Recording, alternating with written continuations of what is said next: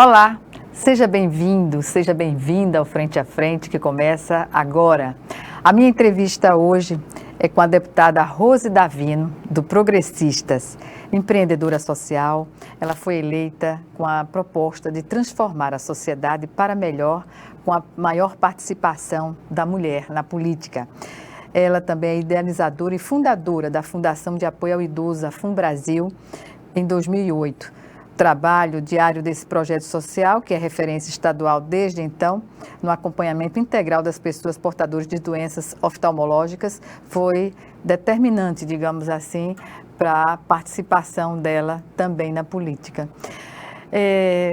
Deputada, inicialmente, eu agradeço a sua participação aqui no Frente a Frente e nos diga o que motivou a sua participação na política, tendo esse viés social à sua frente desde 2008. Inicialmente, eu quero agradecer o convite, Gorete. Estou muito feliz de estar aqui ao seu lado, uma jornalista renomada, né? E esse canal aqui é um canal político que dá transparência, né, a todo o parlamento, né, oportunidade da gente mostrar e a população, Alagoas, conhecer os seus deputados. Muito obrigada. E é o seguinte... Eu que agradeço. Eu nunca tive intenção política. Apesar de ter um marido político, um filho político. Ainda que eu sempre estive com dois políticos dentro da minha casa, respirando política 24 horas, mas eu nunca pensei, nunca imaginei, nunca tive intenção, propriamente dita, né, de ser uma política, uma vereadora, uma deputada. Mas eu sempre acompanhei o meu marido como esposa de vereador, né, Davi Davino. E as visitas que nós fazíamos aos bairros, às periferias, os bairros carentes, sempre havia uma pessoa que necessitava de saúde, um idoso que precisava de assistência, de proteção social. E cada vez que eu saía daquela casa, eu me sentia tão mal, Gorete. E eu pensava assim, puxa vida, eu podia fazer alguma coisa, eu podia transformar essa vida, né? E foi, isso tudo começou em 2000, mas em 2007, a gente começou a idealizar a FUNBrasil. Fundação Brasil de Apoio ao Idoso. Muito forte, o nome fantasia dela é FUNBrasil, né? E ela já tinha até nome. Foi quando eu procurei o Ministério Público. Eu queria respaldar tudo isso. E nós começamos um projeto muito pequeno, com 2 médicos, né, com 20 mulheres voluntárias. E aí nós fazíamos as cirurgias, né, mediava, não fazíamos ainda uma busca ativa como nós fazíamos, e aí a gente conseguiu oficializar a FUNBrasil em 2008. Foi quando eu recebi assim, um grande aporte do Davi Filho, e nós sentamos e fizemos toda a logística da triagem, que é essa busca ativa. A busca ativa, você faz o diagnóstico, prepara o paciente com os exames pré-operatórios e aí media, né, a cirurgia de catarata. Pois é, inicialmente a FUNBrasil trabalhou no atendimento das pessoas com qualquer tipo de doença oftalmológica, não é? Mas depois a Fundação estendeu esse trabalho nas áreas de dermatologia, pediatria, ortopedia, fisioterapia, fonoaudiologia, terapia ocupacional e outras ações ligadas à promoção social e reabilitação de saúde. Foi determinante estar na FUNBrasil, né, desenvolvendo esses trabalhos, e saber que no parlamento é onde se dá, digamos assim, a efetivação através das propostas de leis? Sim, a FUNBrasil, ela me deu um respaldo muito grande. Eu me tornei uma gestora, né, eu tive que gerir todo aquele atendimento, né? E a FUNBrasil, ela me deu experiência. Então, realmente, quando eu me dei conta que eu fiz um trabalho na área de saúde, não sendo uma parlamentar, uma deputada, uma política, eu vi que eu poderia fazer também por Alagoas. Foi nesse momento que eu fui convidada pelo senador Benedito de Lira para assumir o Mulheres Progressistas em Maceió. E nós fizemos vários eventos para as mulheres, né? Foi aí que eu vi que realmente eu poderia ser uma candidata a deputada estadual. Aí eu comecei a pensar na candidatura. Em que ano, mais ou menos? 2021. 2021, pois bem. Diante dessa possibilidade de vitória, o que a senhora credencia como determinante para a sua eleição? Gorete, o que determina, eu sempre me incomodei com a desigualdade social, né? É gritante e dói, né? E aí eu sempre pensei que eu podia transformar a vida de pessoas através da garantia do acesso aos bens sociais. Então isso para mim foi determinante, porque isso eu sigo até agora, né? Principalmente agora quando eu assumi, eu vi que é necessário que a gente parta para esse lado, que assuma realmente esse papel de ser um agente transformador da vida de pessoas. E é no parlamento, na elaboração de leis, que isso se efetiva, né, deputada? Verdade, verdade. E desde o início, né, que nós assumimos e tudo, nós temos feito levantamentos de projetos de lei que já foram aprovados, já foram sancionados, e eu vejo que precisa haver uma efetivação, né, uma forma da gente cobrar todos esses projetos de leis, essas leis, e que essas leis possam ser realmente eficazes, né, que funcionem para a sociedade. A senhora, em plenário, colocou essa questão já e falou de um estatuto, se não me engano. Sim.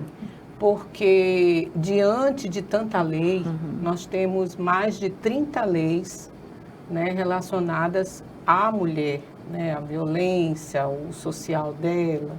Então, são mais de 30 leis que não são eficazes, não têm eficácia, não existe cobrança. Não se efetivam na prática. Não se efetiva na prática. Então, eu pensei, poderíamos fazer um estatuto. E nós começamos a fazer uma pesquisa de âmbito nacional e não existe o Estatuto Estadual da Mulher no Brasil. Só existe um estado, que é o Rio de Janeiro, que é um interior de Queimados, que existe o Estatuto da Mulher. Então, esse estatuto, ele viria como um instrumento para consolidar essas leis.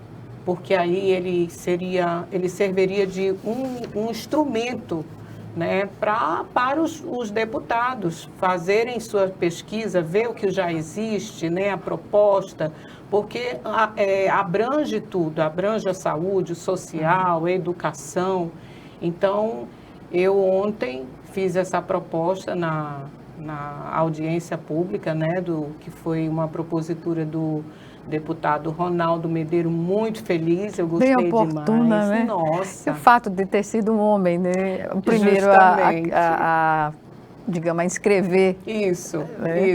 Essa proposta de audiência pública. Mas ele foi muito feliz porque diante da mesa estavam ali secretárias do Estado, né, representantes de segmentos, né, que deram seu depoimento e mostraram que realmente o cenário político da mulher hoje é muito à margem de tudo, né? A gente está muito longe da nossa democracia paritária. Né? Eu costumo dizer, quando entrevisto, que tem o tema da mulher, é surpreendente que países muçulmanos tenham representação parlamentar muito maior que tem o Brasil. Então, é preciso, além das leis já existentes, um movimento articulado com as entidades como OAB, Ministério Público, enfim, tem que ser algo mais abrangente para se conseguir uma representatividade à altura do número, né, da população de mulheres no país. Nós somos a maioria, né? Somos 52% de brasileiras, mas nós ocupamos só no parlamento 15%, né?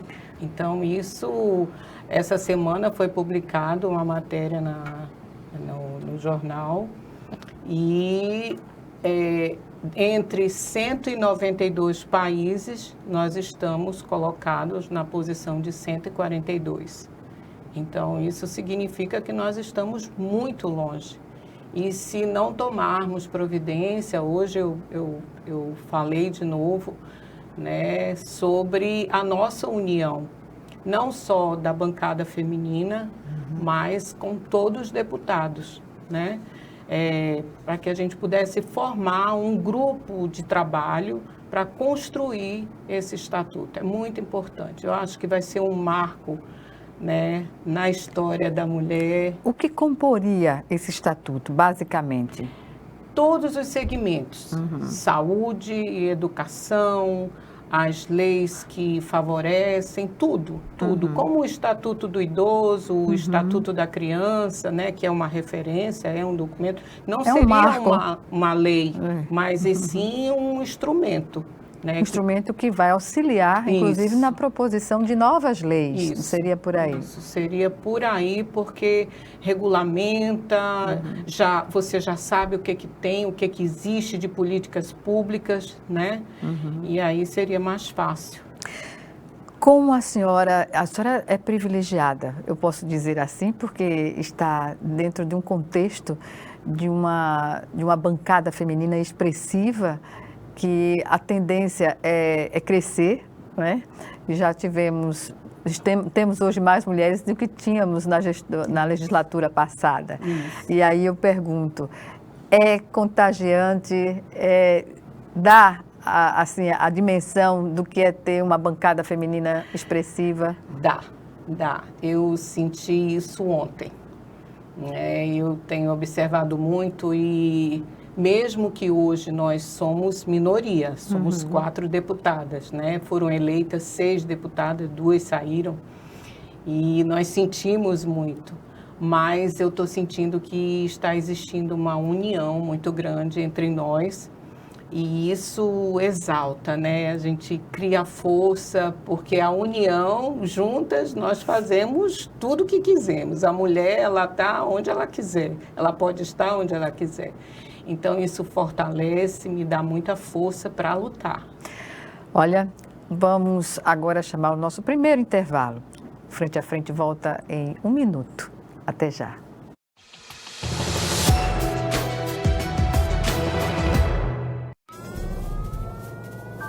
Há mais de 40 anos, um grupo de médicos criou uma organização de emergência médico-humanitária capaz de oferecer ajuda às pessoas em meio a desastres naturais, epidemias ou guerras, atendendo os mais necessitados sem se importar com raça, religião ou ideologia. Hoje, Médicos Sem Fronteiras envia equipes totalmente preparadas para responder a emergências por todo o mundo. Nossos profissionais são financiados por pessoas como você e eu. Conheça-nos, participe, apoie, porque juntos chegamos mais longe.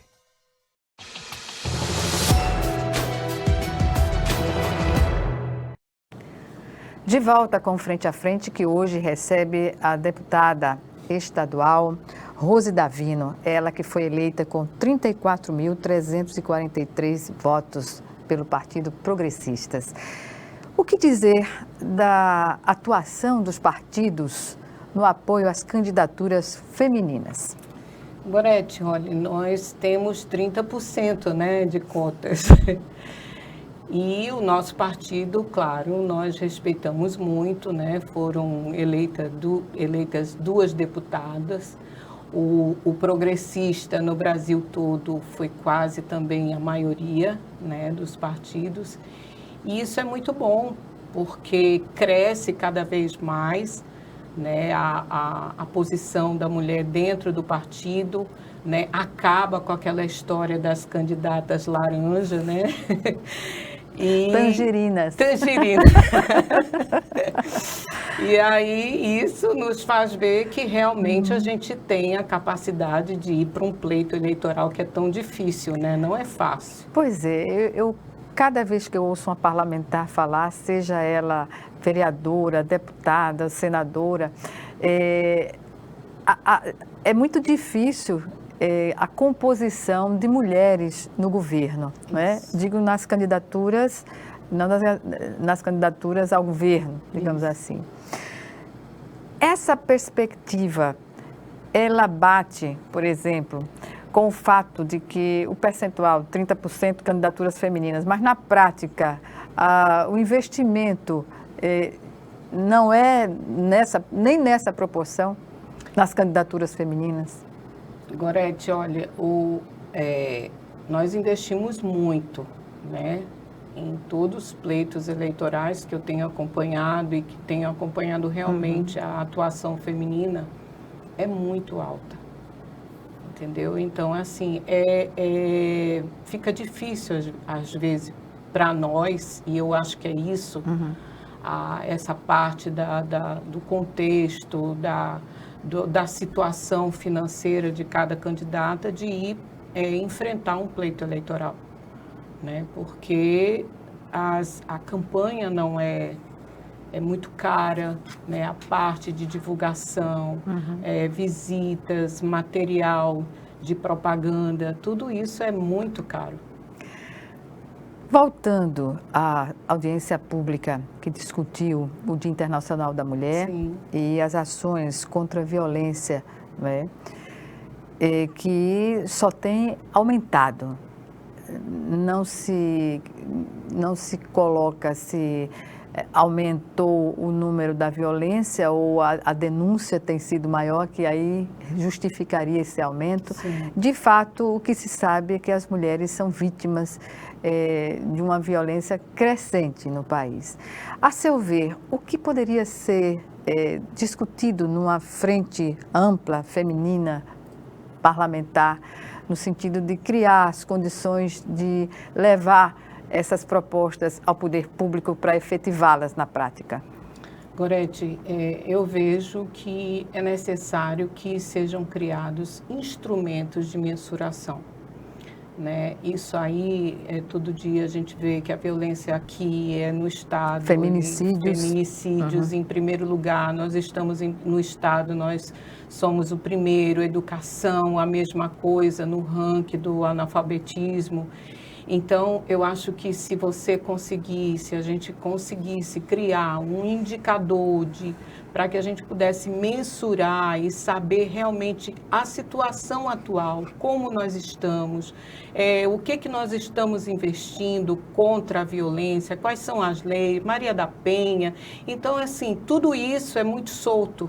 É isso que eu vejo, é tudo muito solto. Que se amarraria num estatuto. Aí é essa necessidade, a gente volta de novo à questão da importância desse estatuto, porque vai nortear todos nós parlamentares, as políticas públicas, mensurar como é que está a atuação da mulher, né? Porque hoje a mulher, eu vejo ela ali atrás da janela, ela não tem coragem de ir para uma busca de um mandato, porque é difícil, ela tem medo, né? Isso que eu vejo, eu converso com muitas jovens, as jovens elas são mais corajosas, mas assim, mulheres dos 40 anos para cima, são poucas, né? Que se submetem, que querem ir para um embate político, né?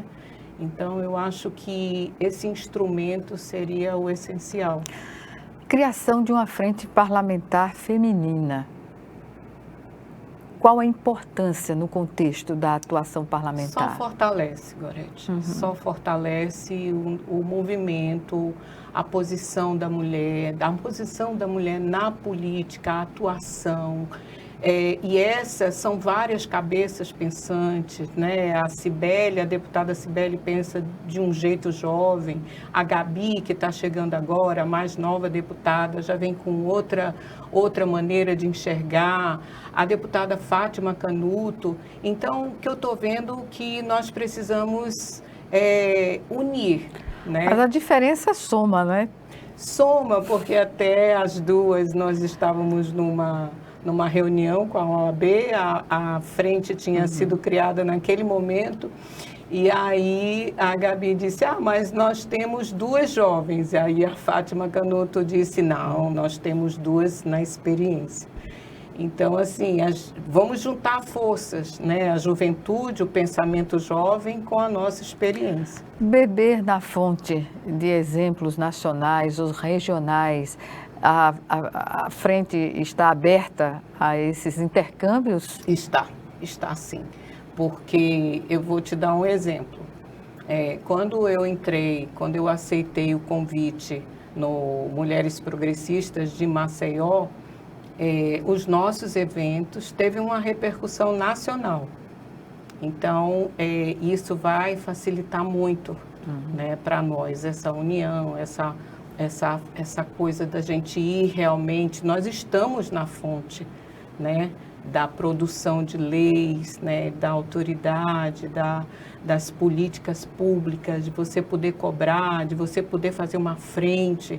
Isso tudo nos favorece. A impressão que dá, deputada, é que avançou muito nas políticas públicas, mas a efetivação é que tem sido, digamos assim, o calcanhar de Aquiles nessa questão. Isso. É por aí. Que exemplo a senhora poderia nos dar, assim, da lei que dá certo, que está certa, que não abre espaço para se fragmentá-la ou fragilizá-la? Fragilizar a mulher, né? Garante isso, mas na prática eu estava observando que, por exemplo, ter as delegacias abertas aos finais de semana é determinante, né? Isso. Porque é justamente o período onde há o maior número de agressões às mulheres, né? Por exemplo, a Fátima Canuto, ela tem um projeto de lei que cobre a abertura dessas delegacias, mas infelizmente não é cumprido. E fica difícil, porque é um momento onde as mulheres, os homens estão em casa, a agressão é maior, né? As bebidas nos bares e tudo. Então, isso precisa ter um suporte, mas não existe as delegacias abertas, né? Então, isso enfraquece muito. Né? Também instâncias regionais, né, das delegacias, é muito importante nesse sentido. Muito, porque orienta, respalda, né? A mulher, ela precisa de um apoio, né? Mas, infelizmente, ela não tem. Nesse momento, ela fica só, né? Ela não tem um apoio ali que possa realmente dizer, olha, nós estamos aqui, nós vamos te dar esse direito, né? Nós vamos te guardar, nós vamos te defender do teu agressor. Porque não vale denunciar e não ter como onde ficar. Isso. Voltar para casa e acontecer novamente. Por isso que ela não denuncia, né, Gorete? Ela fica calada, ela tem medo de falar, ela sofre ali com o marido, né? Então, assim, é muito complicado a situação da mulher hoje, o contexto dela. É uma questão que a gente pode entender de começar a tratar na família, não é, deputada? A educação precisa Porque começar. É exemplo, né? É o exemplo. É isso que eu digo. A educação influi muito e não existe uma educação básica. E aí, se você não fortalece, né, a criança ali, porque é um elo entre a escola, a família. O empoderamento, né, das crianças, das meninas. O empreendedorismo, né? Isso é muito importante para as crianças quando você nasce. Hoje, nas faculdades, a gente tem a exigência da educação financeira. Né? Isso é muito importante, porque cria uma forma de você pensar, de você agir. Né? Então, a educação é primordial nesse momento, né? Tudo é um contexto que puxa, são elos, né? Que vai puxando para a gente formalizar tudo isso. Receptividade né, para esses projetos? Já se tem uma ideia de como construir esse estatuto junto com a Frente Parlamentar Feminina? Onde buscar essas informações? Tem, porque primeiro a gente vai buscar nessas leis que já estão aprovadas. Depois a gente tem que olhar como é que está a saúde, como é que está o social dessa mulher, como é que está os planos de trabalho, a valorização do trabalho. Então, vai ser muito segmento que vai ser discorrido dentro desse instrumento. Então, vai nortear muito a gente, né? Eu estou muito, assim, muito otimista que a gente vai criar um norte, né, para a gente poder avançar. E com certeza, no todo do Parlamento alagoano, as propostas das mulheres sempre são bem-vindas, né? A mulher, ela pensa, o homem ele pensa na economia, na administração, a mulher pensa na educação, né, na forma de seus filhos, né, serem educados, né? Então ela tem um outro olhar. Um outro viés. Mas o que eu digo é o seguinte, na formulação dessas propostas transformadas em projetos de lei, Sim. A Assembleia Legislativa já deu mostras, né, o plenário da Casa, né, que é diverso, né, já deu demonstrações de aprovação dos projetos que nascem na bancada feminina, digamos. Já. E o que eu estou notando é que nós temos um ambiente muito propício Sim. entre os deputados. Né? Eu mesma estou surpresa, né? Estou feliz, né? Porque a gente vê a receptividade desses deputados. A exemplo do deputado Alexandre Aires, ele fez uma sugestão, né? Respeitando toda a bancada feminina, de um projeto que, o nome do projeto, meu Deus...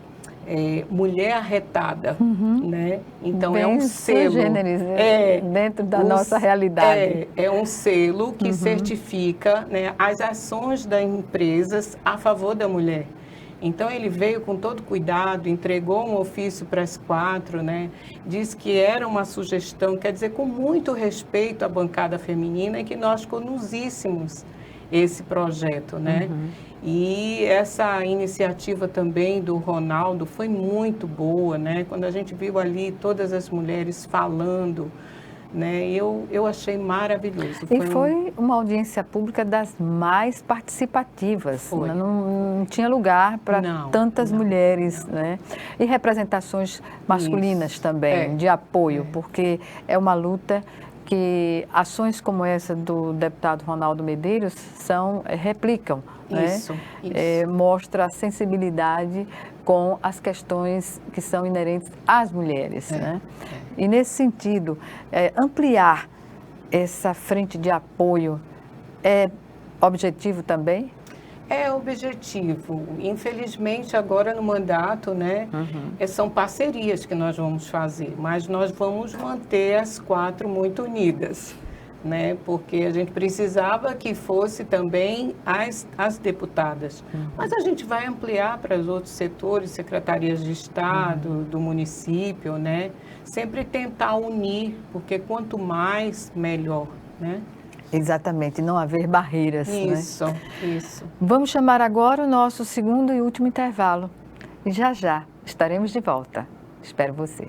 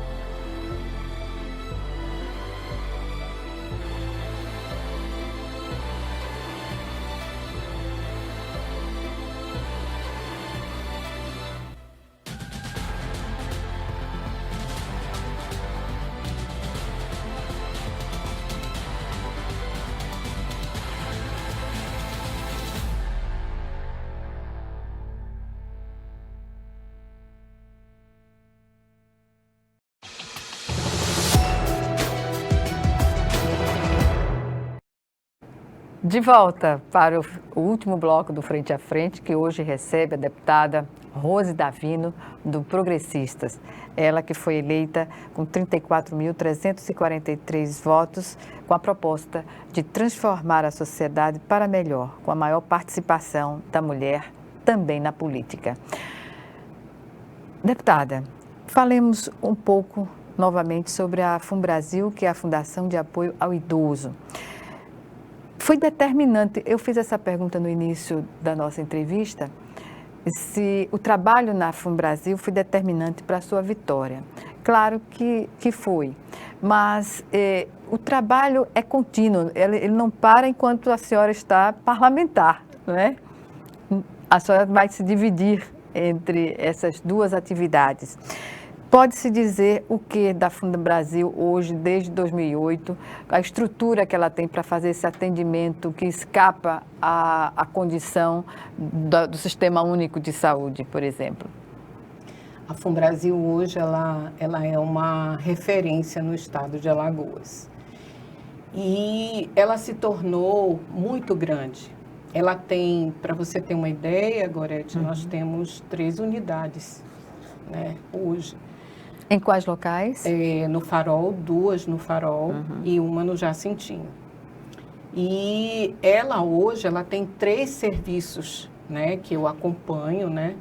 A prestação de serviço dela é muito grande. Nós temos o acompanhamento do glaucoma, que são 6.000 pacientes portadores de glaucoma, que são acompanhados pelo programa do governo federal. Nós temos a reabilitação visual, que nós trabalhamos com cegos, né? Eu digo nós, porque eu me habituei, eu tenho... Mas tem de ser no plural mesmo. A FUNBrasil como se fosse uma filha, né? Criei ela. Então, eu acompanho tudo dela. Então, tem esse serviço de reabilitação e tem o serviço ambulatorial, que são as especialidades, né? Dermatologia, psicologia, pediatria. O projeto da pediatria está lindo, né? Nós temos, o que nós não temos no município, nós temos lá. Nós temos um protocolo maravilhoso de atendimento.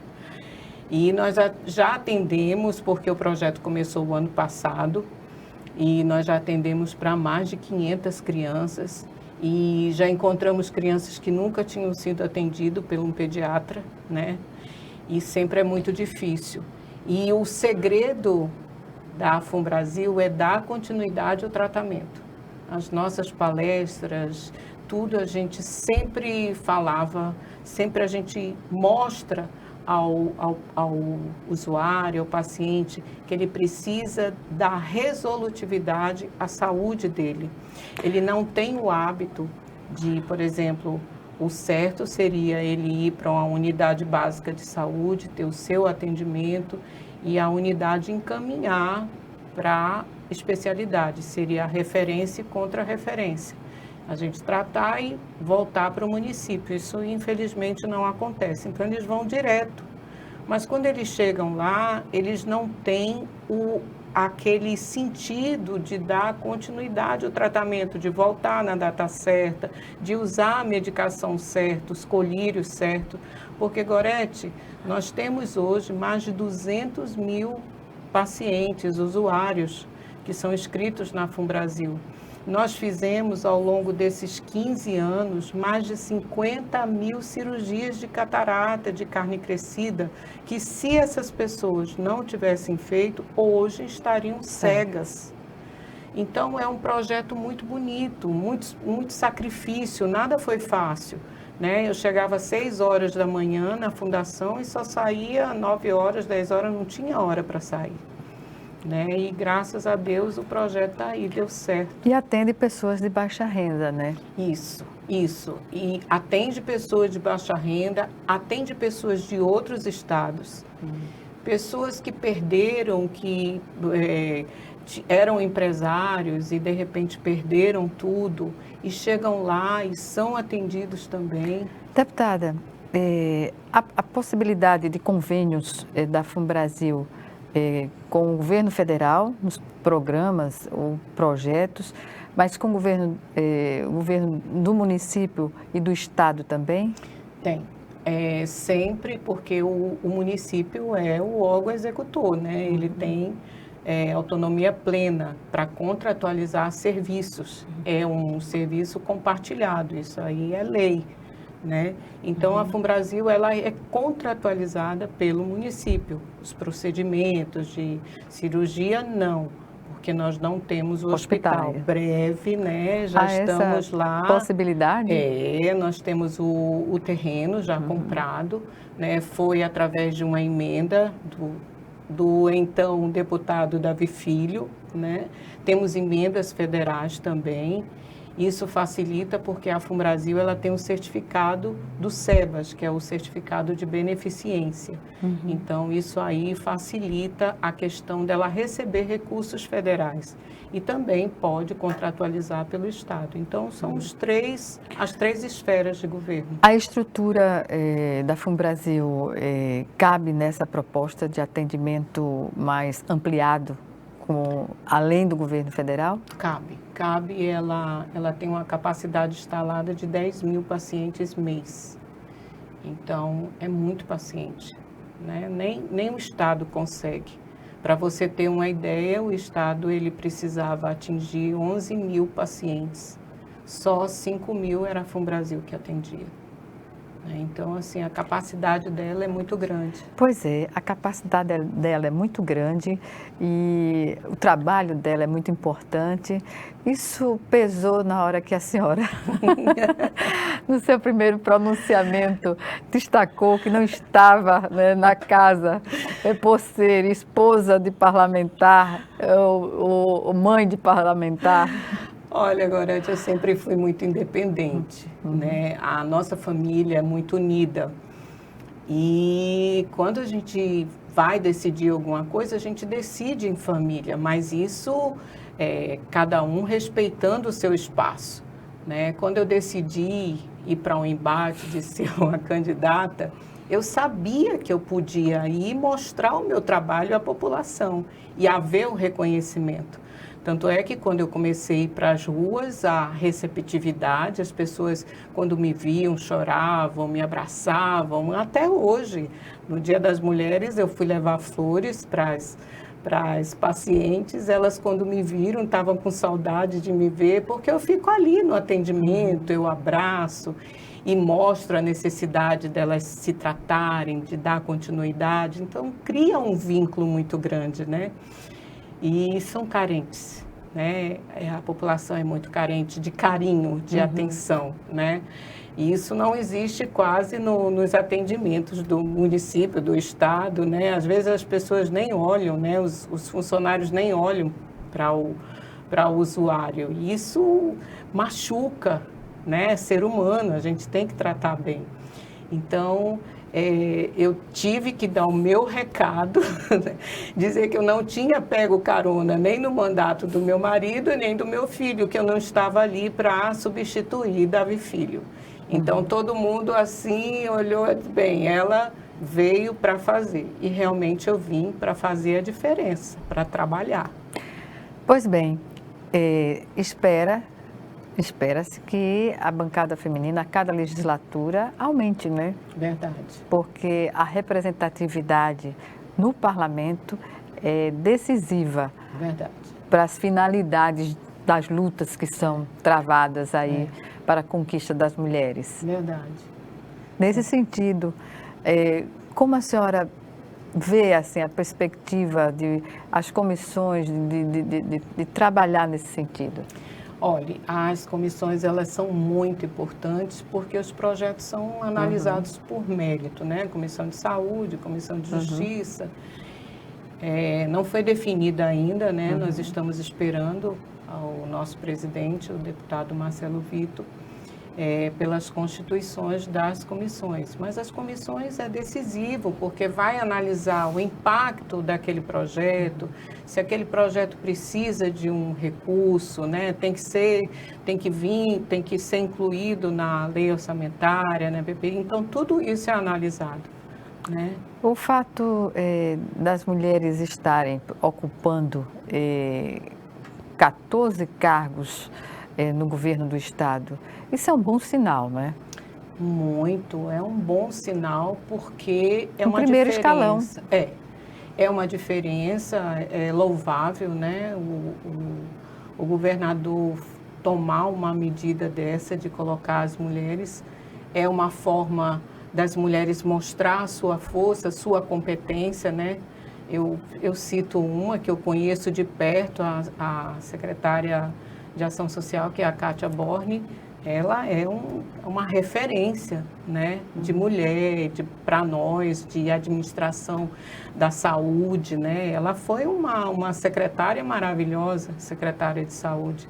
Então, tivemos secretária também na Secretaria de Planejamento, agora isso, Então, isso é muito bom para nós, né? O planejamento é importante porque o olhar feminino sobre o orçamento faz toda a diferença, né? É verdade. Nós temos também uma no município que é diretora, né? Que é a Sônia Moura.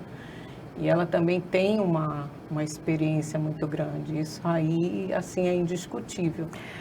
Deputada, convencer mais mulheres a participarem da política está mais fácil hoje? Agora está. Eu sinto isso observando os meus seguidores no Instagram.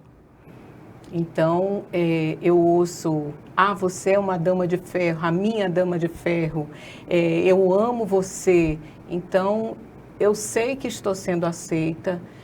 Nas minhas reuniões que eu fiz durante a campanha, eu vi isso, elas me ouviam, prestavam atenção, né, porque eu levava a minha história para elas, eu tinha um porquê de estar ali, né, e tudo que eu dizia era muito bem aceito.